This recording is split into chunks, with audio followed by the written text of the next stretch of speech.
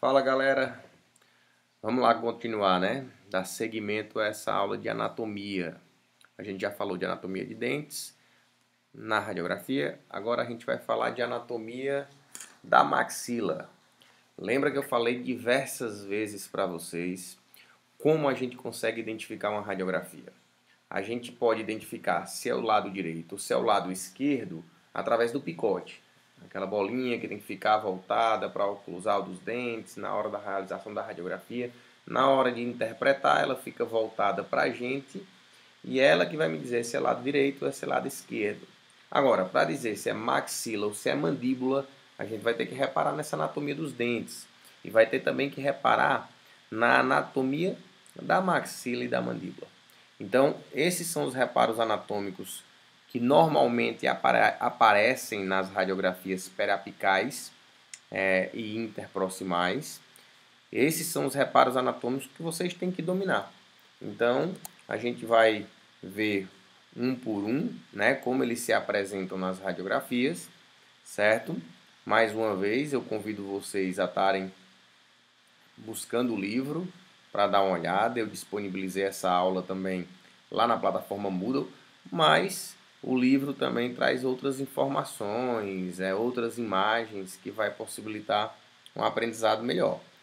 Bom, o primeiro reparo anatômico que a gente fala aqui é o osso medular. Para alguns, principalmente na prática, eu cheguei a conversar, eu cheguei lá a mostrar para vocês, né, a diferença que às vezes a gente consegue visualizar entre o osso da mandíbula e o osso da maxila, né? Por quê? Porque o osso da maxila ele é um osso mais esponjoso, né? Na mandíbula é um osso mais compacto. E esse trabeculado, às vezes, a gente consegue observar nas radiografias, certo? Essas perfurações, digamos assim, ou essas áreas radiolúcidas, isso é normal. Isso é normal, isso não é patológico, isso é anatômico e é muito presente nas radiografias, principalmente da maxila. Por ele, às vezes, a gente vai identificar se é mandíbula ou se é maxila. Como também, às vezes, eu tenho um trabeculado um pouco maior que fica bem próximo a um ápice do dente e pode nos levar a crer que pode ser um processo patológico. Então, eu tenho que entender que isso aí existe, né? Depois desse reparo anatômico, que é fácil de entender, tem outro mais simples ainda, que é a crista óssea alveolar. Tanto em radiografias periapicais, isso é uma radiografia periapical da região anterior de maxila, como em radiografias interproximais, a gente consegue ver essa crista óssea alveolar. Essa protuberância óssea aqui, ó, que fica entre os dentes. Isso é importante a gente perceber e conhecer, né? Pois os processos periodontais, os processos patológicos periodontais, eles vão apresentar alterações nessa região. Então, o que que acontece? Eu tenho um espaço, normalmente, entre 1,5 e 2 milímetros da junção amelo-sementária, da junção aqui do esmalte com o cemento, né? Que a gente já conhece essa estrutura anatômica. Do final do esmalte até a crista óssea, normalmente é 1,5, 2 milímetros, né? Se eu faço uma radiografia e essa crista óssea está lá embaixo, no caso aqui lá em cima ou aqui lá embaixo, isso pode me chamar a atenção para um processo patológico que está acontecendo. O que que acontece? O osso ele vai reagir se afastando desse processo patológico. Então ele vai reabsorver. E isso é complicado porque se ele reabsorve, ele leva junto a gengiva com ele e vai dar aquela recessão. Vai começar a expor a raiz, vai começar a expor o cemento, que não tem uma proteção tão grande, e vai dar sensibilidade no dente do paciente, certo? Então eu preciso conhecer. Eu tenho que saber também que na região posterior, essa crista óssea ela é mais achatada, certo? Isso é normal, diferente da região anterior. Na região anterior ela é mais pontiaguda, certo? Então isso é comum. Só chamando um pouco a atenção para o que a gente falou na última aula, olha aqui, ó, área radiolúcida, área radiopaca, se eu comparar a essa daqui, né? Ô professor, isso aqui, quem é mais radiopaco? Isso aqui ou isso aqui? Então sempre vai ter assim, Isso é radiopaco? Isso é radiolúcido? Depende do que eu estou comparando. Então, o esmalte sempre vai ser mais radiopaco, certo? Do que a dentina. Como a dentina sempre vai ser mais radiolúcido do que o esmalte. Isso é normal, né? O que é isso aqui, professor? Que está bem branco, bem radiopaco. Isso são restaurações de amálgama. O amálgama é um metal que não deixa passar de maneira nenhuma o raio-x, então fica bem radiopaco.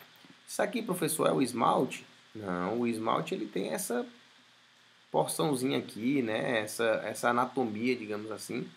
Isso aqui também é uma restauração, só que isso aqui é uma restauração do material resinoso, diferentemente desse material metálico, né? Então a gente consegue ver essa mudança na tonalidade de cinza.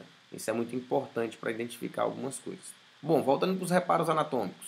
Se eu fizer uma radiografia da região anterior da maxila, eu posso me deparar com essas estruturas anatômicas, né?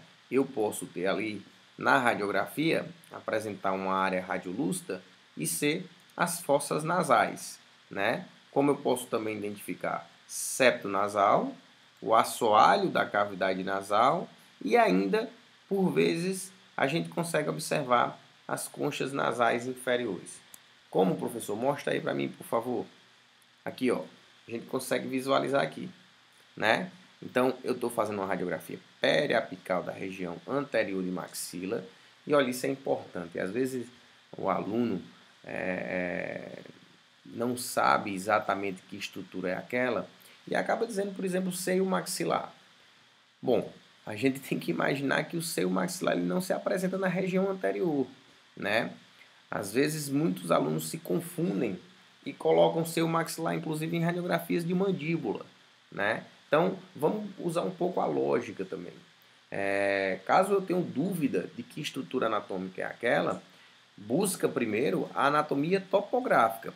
Pô, eu estou fazendo uma radiografia de que região? É da região anterior da maxila. Será que eu vou encontrar o canal mandibular lá? Não. O que tem na região anterior da maxila que pode aparecer? Fossa nasal, né? Então, a cavidade nasal pode aparecer aqui, essa área radiolúcida. Se eu colocar uma setinha no meio aqui da cavidade nasal, isso é septo nasal. E aqui em cima eu consigo ver essa área aqui, ó, que são as conchas nasais. Professor, vai aparecer em todas as radiografias? Eu fiz uma radiografia dessa e não apareceu. Não, não vai aparecer em todas as radiografias. Vai depender da angulação que você utilizar, vai depender do porte físico do paciente, se é um paciente maior ou um paciente menor. Esse paciente é desdentado, então o filme ele foi mais para superior e acabou aparecendo as conchas nasais. O septo nasal, né? Aqui é a cavidade nasal. Então observem isso, ok? Outra coisa que eu consigo visualizar nessas radiografias, dá para ver, aqui eu estou demarcando isso, é a sombra do nariz. Vejam aí que vocês conseguem ver uma mudança de tonalidade, justamente aqui onde eu vou marcar. O que é isso aí? Isso aí é justamente a sombra da cartilagem nasal, é a sombra do nariz. Isso às vezes nos atrapalha para identificar alguma estrutura, para a gente conseguir visualizar algum reparo anatômico, né?